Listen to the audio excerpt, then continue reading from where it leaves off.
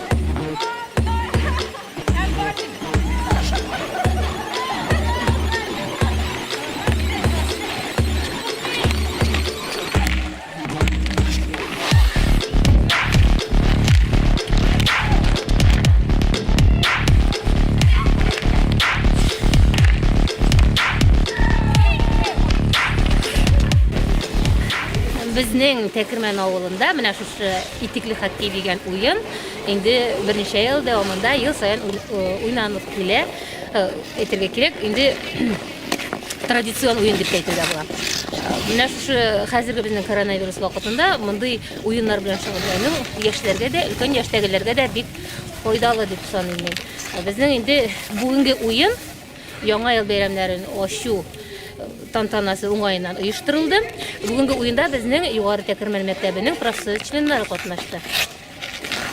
Bek qiziqli o'yin, butun kishida bu o'yin bilan shug'ullanishga taqdim ekan. Bizning ovulimizda mana shunday gullab ishlab turadigan xokkey korobkasi bor. Boshqa ovullarda da bo'lsa ham bir shulay o'zaro birgalab o'yinlar ishtirsak, taqida yaxshiroq bo'lar edi. Команда Буран победила команду Метель со счетом 3-1. Ура! Bizde kişiler tabağız. Sizdekiler şulay kastyak, bizde kastyak mı yapışır? Bizde zaman tabağız. Tekirmenler hokkeyini bek yoratamiz. Benim iki bala da hokkeyga yürüyor. Biz уже 7 yıl hokkeyga yürüyoruz. Başta mizelega yürüdük. Hazır şolluğa koştuk. Kızım vratar, oğlum игрок, нападай, защитник. Mine еще mında Tekirmen avulunda oynayız. Şokurgan sayın.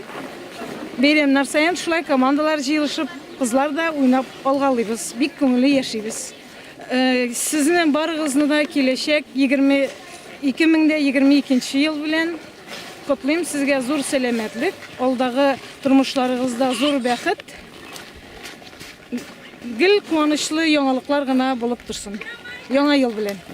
Hürmetli hatun kızlarımız, sizle yakınlaşıp gelişe Yangi yıl bayramı bilen şın köngülümden tebrik edeyim. En birinci şiratta sizden selametlik, özünüzge, ailelerinizge selametlik dileyim. İşinizde oңuшлар dileyim.